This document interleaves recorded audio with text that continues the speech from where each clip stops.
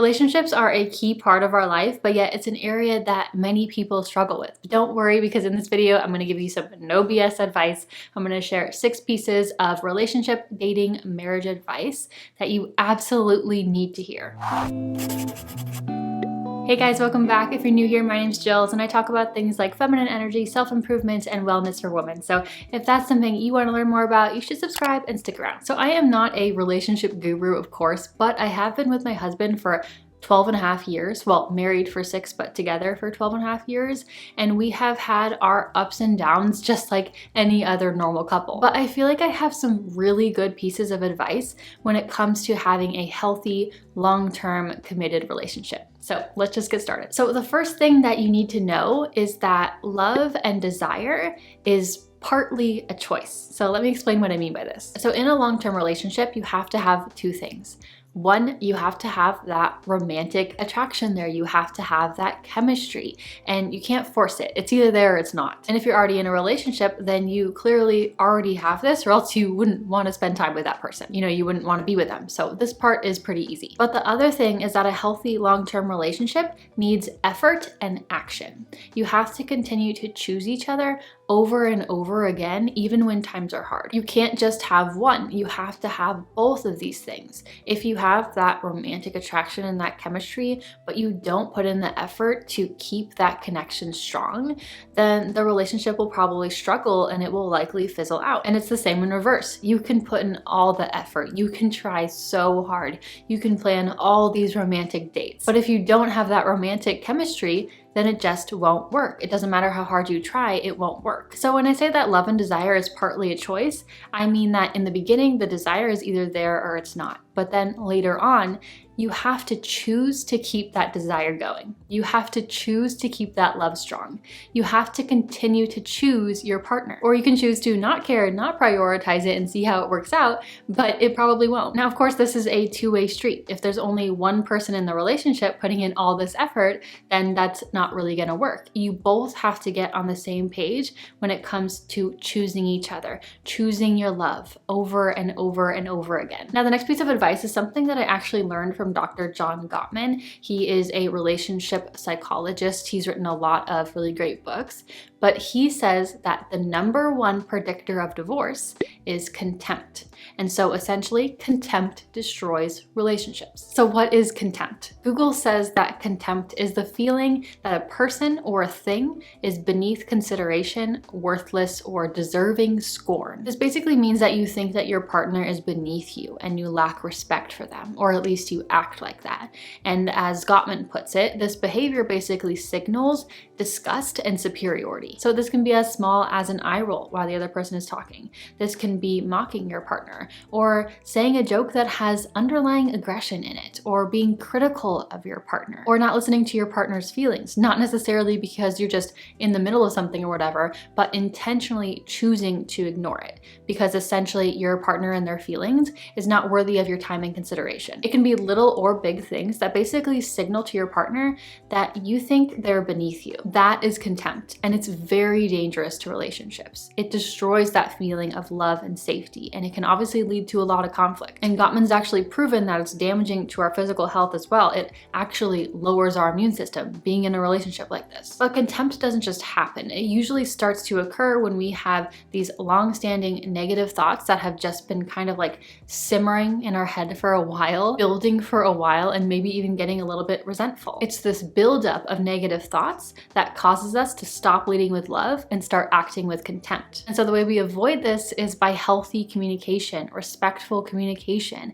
communicating our feelings in the very beginning instead of just letting them build, and also making sure to prioritize respect and kindness in your relationship, always. So if you're in a relationship and you start realizing that you guys are acting contemptuous, you start realizing you guys are getting in that cycle, then you guys have to sit down and communicate and nip that in the bud, because it's not gonna fare well. Get rid of the contempt and lead with love always, even in moments where you don't want to. The next piece of advice is that the masculine and the feminine have different needs and priorities in a relationship. Now, of course, there are also tons of similarities. varies, right? We all want love. We all want to be treated kindly and with respect. We all want to be prioritized, etc. I mean, after all, we are all human beings at the end of the day. But what makes the feminine feel the best in a relationship is not necessarily what makes the masculine feel the best in a relationship, and vice versa. And the masculine and feminine bring different things to a relationship. I think sometimes we think that what we want must be what our partner wants too, and sometimes that is the case, but in other moments it's not. The feminine's main desires in a relationship and their main priorities more than anything else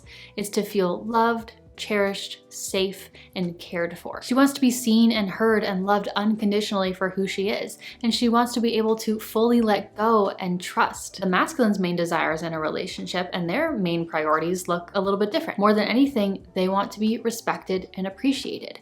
They want that intimate connection. They want a feminine partner that will add fun and playfulness into their life, someone who will add warmth and depth into their life. Now, of course, this doesn't mean that the feminine doesn't also want respect and that the masculine doesn't also want to feel loved and cared for. Of course not. These are just priorities, like their biggest priorities. And it's okay that we have different priorities. It's okay that we have different strengths. It's okay that we have different needs. We just have to remember this. So the most common little example that I can think of with this situation, and I feel like this happens in like almost every relationship, is that the woman, or the feminine in the relationship in this case, is talking to her husband, sharing her feelings about something that's bothering her or on her mind or stressing her out, and her partner, the masculine, immediately tries to solve the problem and lays out 5 different solutions for how to fix it. In this situation, the feminine doesn't want to be solved. She just wants to be listened to. And in this situation, the masculine is trying to help in its most natural, instinctual way to him by fixing and problem solving. And there's obviously nothing inherently wrong with either of these things, but being aware and understanding of these little differences and communicating our needs is how we thrive together. And oftentimes these are things that you learn through being in a relationship. But the main piece of advice here is to not always expect your partner to be just like you, and to remember that your differences and that polarity is what initially drew you two together in the first place. It's a good thing, and to respect and value those differences. I actually have a recent video about the major differences between masculine and feminine energy, so I will put that up here, and I'll also link it down below for you guys in the description box if you want to check that out. Now let's talk about dating for a quick sec. Now this is just my personal opinion, and not everyone will agree with this, and that's totally okay, but I think that dating just to date is, for lack of a better word, kind of dumb. I mean, obviously we have to date to find our long-term partner, but what I mean by this is that sometimes people will just date someone just to date someone. Like, they know there's no long-term potential there, but they just date them anyways, just because, or just for a temporary companion, or maybe possibly with a little secret hope that things will change and work out. But I think if you are looking for someone to spend the rest of your life with, then you should date with that intention in mind. And so you should date with both your heart and your head, meaning don't forget about the logistics. Don't forget about basic lifestyle compatibility. When you're dating to find a long-term partner, obviously your heart needs to be in it. You have to have those feelings there, but you also need more than that. So what I'm trying to say in all of this is that if you know that that basic logical compatibility just isn't there, and I'll give some examples of this in a sec, then I think that just dating to date them can just be super painful in the end, and you could do much better things with that time and energy. For example, if you're attracted to someone but they just have wildly different religious or political beliefs, and you know that that just won't work, then there's not really potential there for a long-term partner. Or maybe you're attracted to someone but they live a completely different lifestyle than you. Maybe he is a travel nomad. He never likes to stay in one place. That's just how he likes to live his life. But you are a homebody. You love to nurture your home. You love the security of a home. Well, those lifestyles will probably clash. Or maybe you're attracted to him, but he goes out partying and drinking every single weekend, or maybe he's literally in the nightclub business. Is that gonna work with the lifestyle you have now and the lifestyle you want in the future? Or maybe you're attracted to them, but they're just not what you're looking for in a long-term relationship.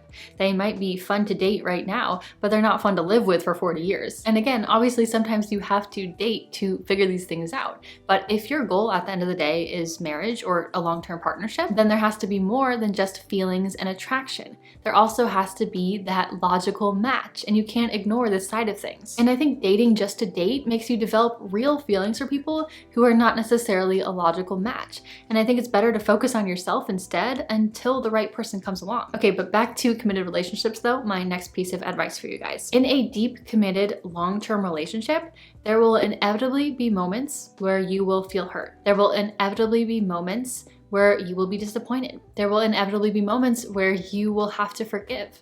There will inevitably be moments where you will be angry. I think as humans, we grow the most in relationships and through relationships, but that means that it's an area of life where we can feel the most triggered. It's an area of life where we can feel the most hurt. People are not perfect. Even the perfect partner will make mistakes, just like you are not perfect and will make mistakes too. Now, I do want to be clear with what I'm saying here. I'm not saying that if your partner goes and cheats on you with 20 other girls, that you should just forgive him. I'm not saying that if your partner is mean to you every single day and makes you feel terrible every single day, that you should just ignore it because it's a part of relationships. But what I am saying is that in long-term committed relationships, there will be little moments here and there of hurt, pain, disappointment, anger, and there will be little moments where you need to forgive, both you and your partner. And it has been studied and agreed upon that forgiveness is one of the most important contributing factors to a healthy relationship.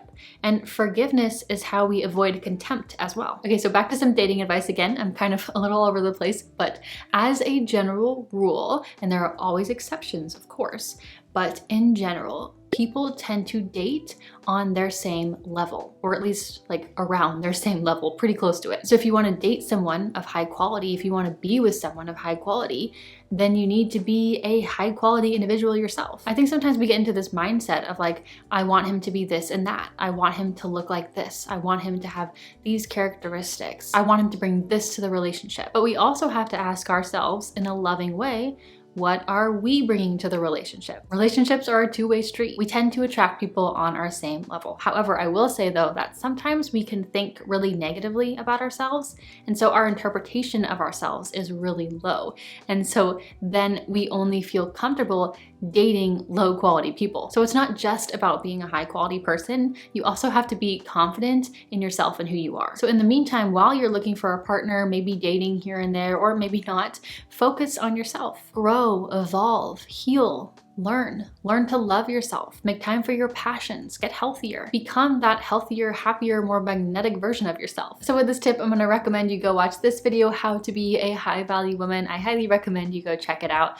But I hope you enjoyed this video. I hope you got value out of it. And if you have any good pieces of relationship advice, share them below. Thank you so much for watching. I appreciate each and every one of you. And I will see you over in this video, or I will just see you next time. Bye.